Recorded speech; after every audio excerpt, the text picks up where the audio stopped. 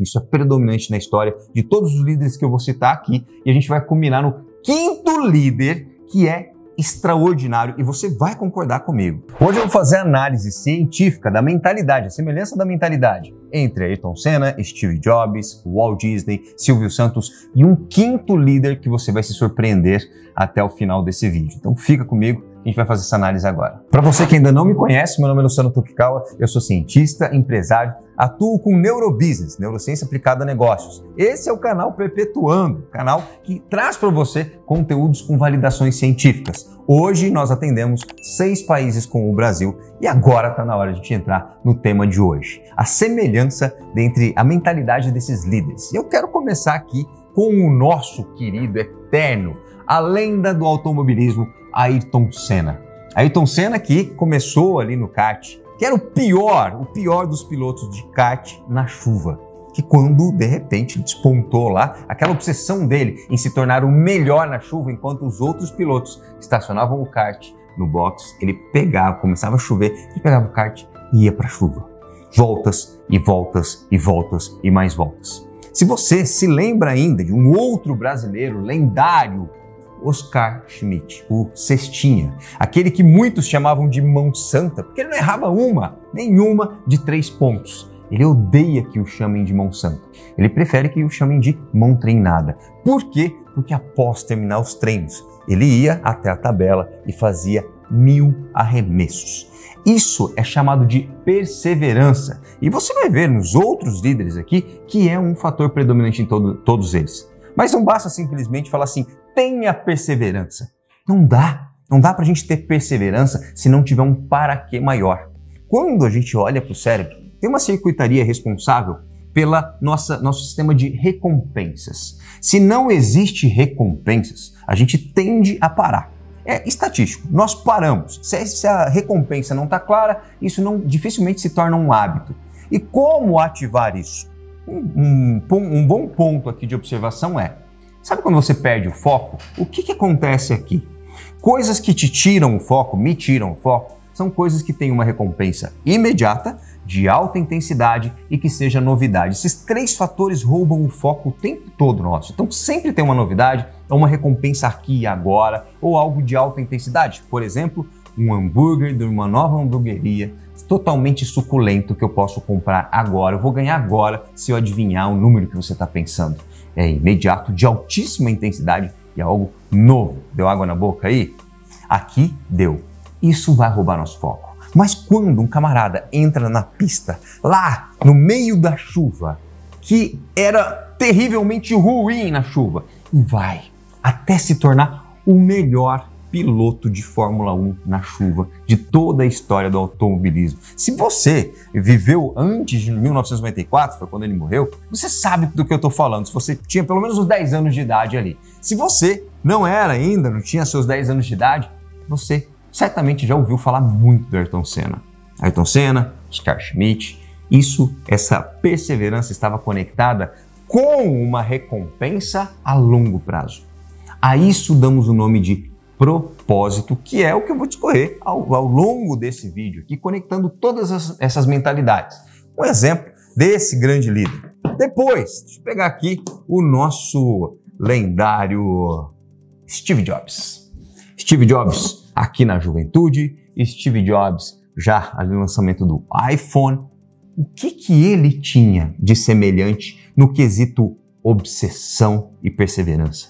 Veja que perseverança por si só pode até trazer uma consistência. Agora, perseverança com obsessão traz intensidade também. Lembra de passagens? Se você já conhece a biografia do Steve Jobs, se você leu alguma das biografias, se você assistiu o filme dele, você sabe que ele era obsessivo por formas. Ele largou a faculdade e continuou fazendo as aulas de caligrafia. E essas fontes que você tem hoje no computador, nós temos hoje no computador, é legado que ele nos deixou por essa obsessão pelas formas. iPhone, toque do dedão, só para a gente ter uma ideia.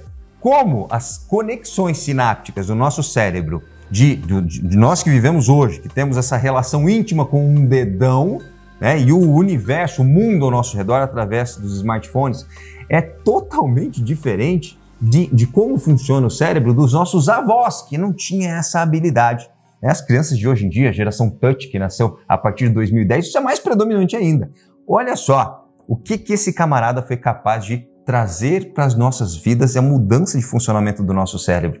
Essa obsessão trouxe, inclusive, aqueles conflitos e confrontos com seu time, inicialmente com o seu sócio, e com o time inicial que, poxa, eu quero um processador que caiba dentro dessa caixa, porque eu quero que seja essa caixa, com esse formato, arredondado, tenha usabilidade. Ah, mas isso aí não é possível, Steve, não é possível, é sim. Isso tem que caber aqui dentro. Não, mas não é possível. É sim, tem que caber aqui dentro. Eu não consigo. Opa, aí então tá bom. Você não consegue, mas alguém vai conseguir e vai caber aqui dentro.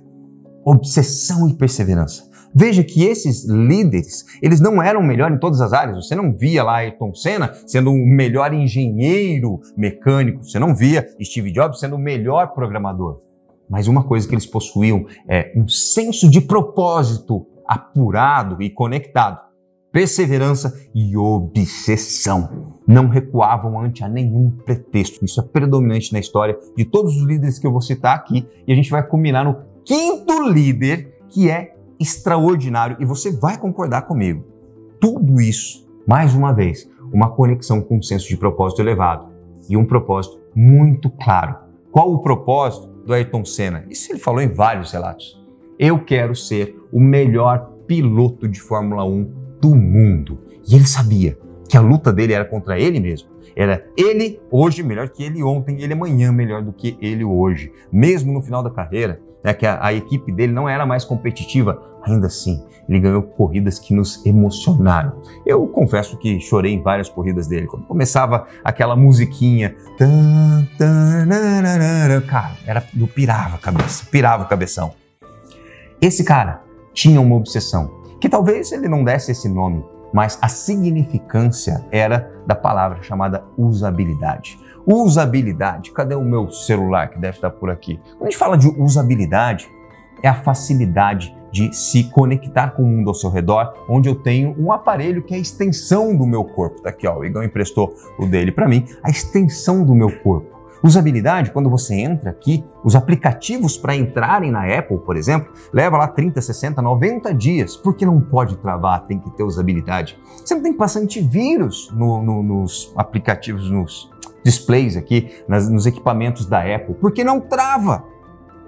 Usabilidade, você tem todo um ecossistema onde tem iCloud, onde tem iMusic, enfim, tem para tudo quanto é canto.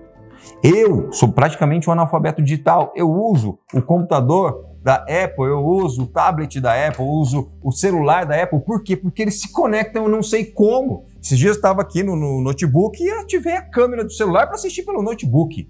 Usabilidade. Até um idiota como eu na tecnologia consegue explorar a usabilidade da Apple. E foi esse o legado de Steve Jobs. E aí, a gente dá mais um rolezinho aqui. Walt Disney. Com certeza você já ouviu falar dele. Se você ainda não foi para Disney, vá. Todo ser humano merece conhecer a Disney World. Eu fui 2 vezes e são só as primeiras 2 vezes, porque eu vou muito mais. Agora que minha criançada já está mais crescida, com certeza eu vou mais várias e várias vezes. Where the dreams come true, onde os sonhos se transformam em realidade. Se você conhece a história do Walt Disney, sabe que ele morou de favor, sabe que ele quebrou várias vezes, sabe de todos os fracassos que ele teve.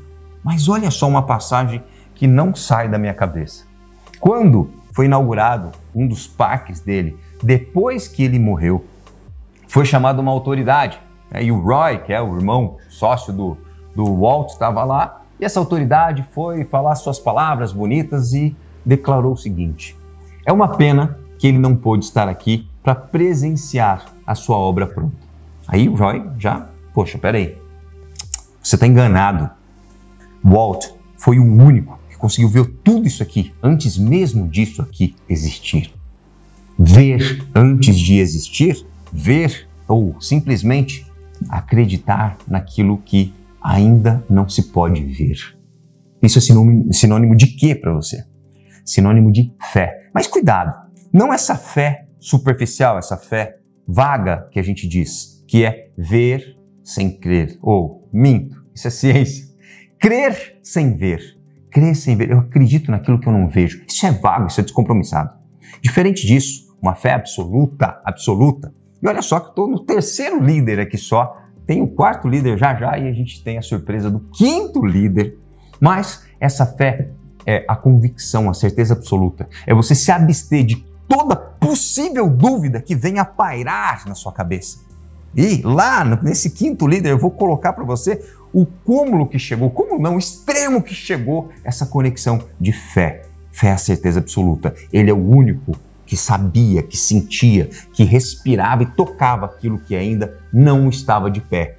Um dos seus parques, salvo engano, foi Magic Kingdom, que foi inaugurado depois da morte dele. E se você for para lá, você não vê a Cinderela atuando. A Cinderela é a Cinderela. Cinderela não chega, você não chega no Mickey, por exemplo, assim, e aí, amigão, tá quente aí dentro, né? Não, quando você tá lá, você olha pro Mickey, você se relaciona com o Mickey, cara. Eu levei o vácuo do Pateta várias vezes. Chegava assim, high five, ele passava direto, cara. Várias, não foi uma, foram várias vezes. Mas eu continuava e perseverava para conseguir um high five do Pateta.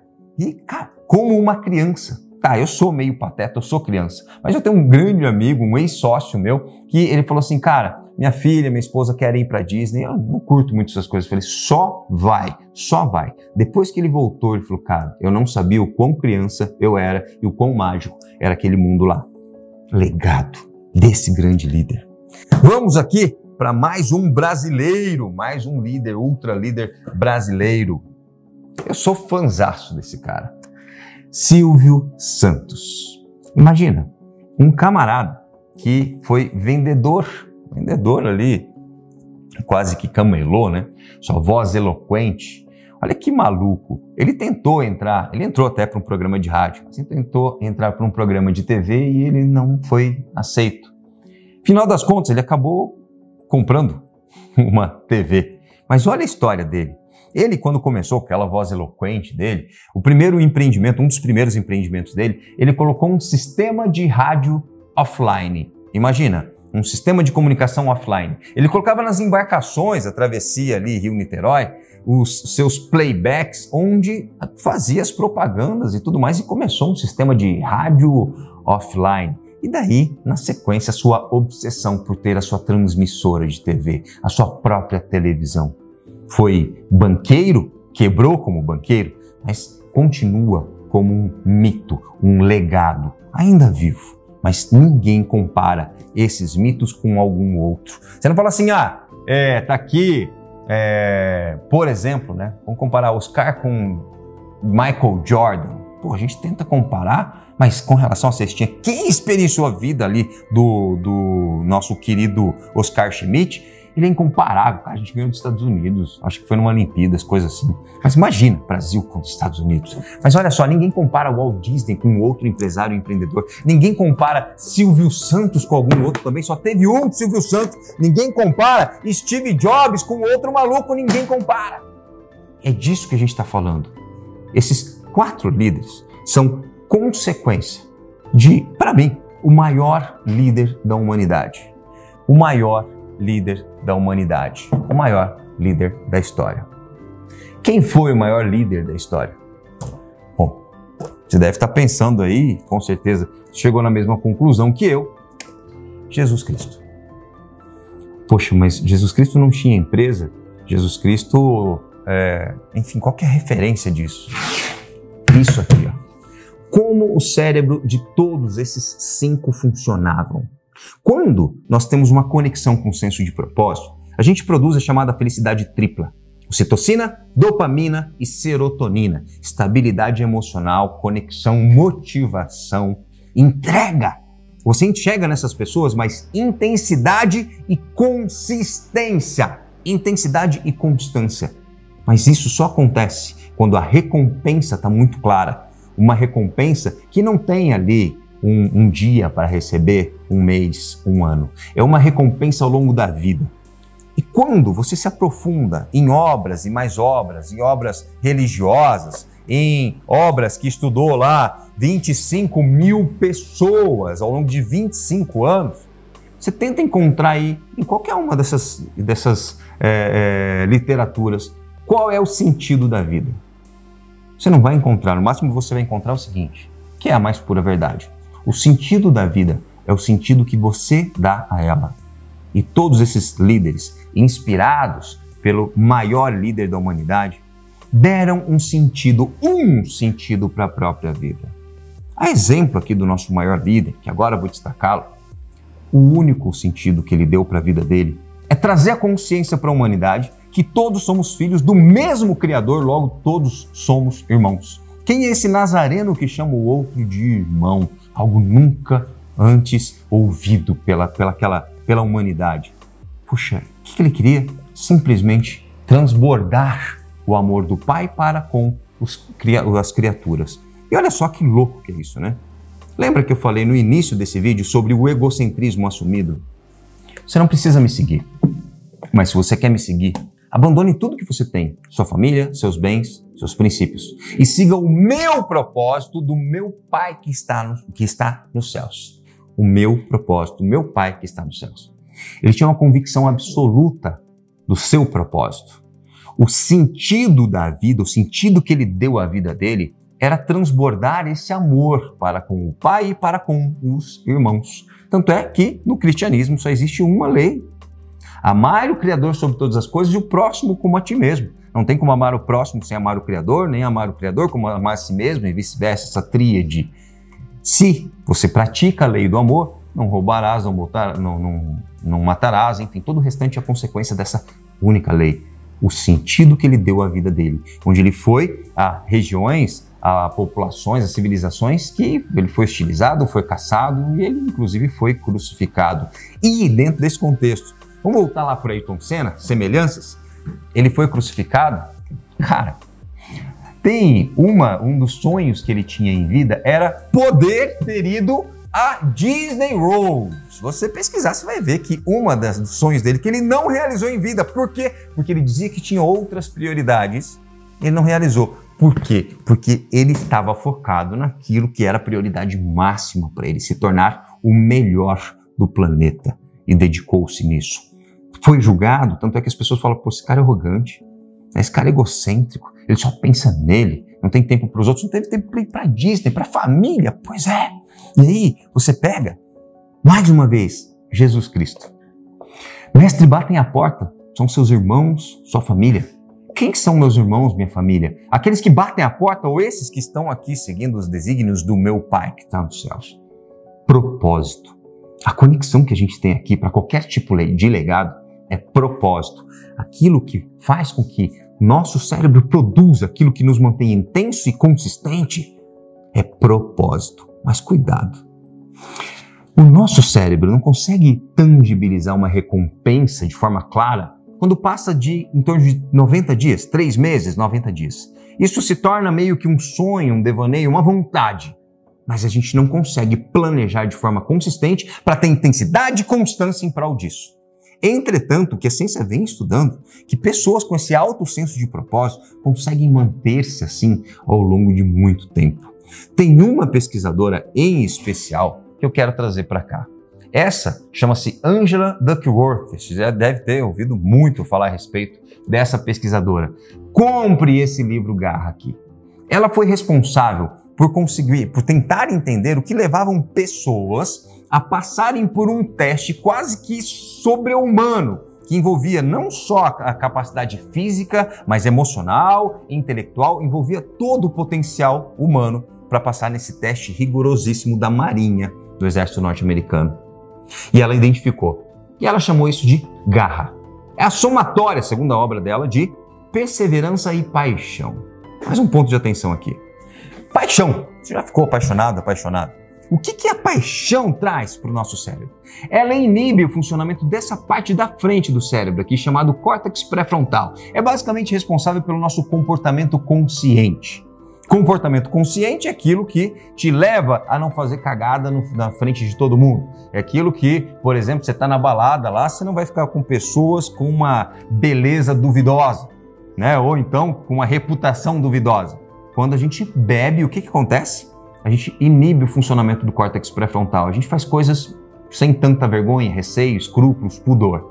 E quando a gente está apaixonado, o estado é muito semelhante. A paixão inibe o funcionamento do córtex pré-frontal. É por isso que você fez. Tem gente que faz tatuagem aí com o nome da outra pessoa, de repente num lugar onde não deveria ter feito. É por isso que a gente acorda às vezes no outro dia, tem um cara horrível lá do seu lado. Enfim, esse tipo de loucura que a gente acaba fazendo porque essa parte estava inibida.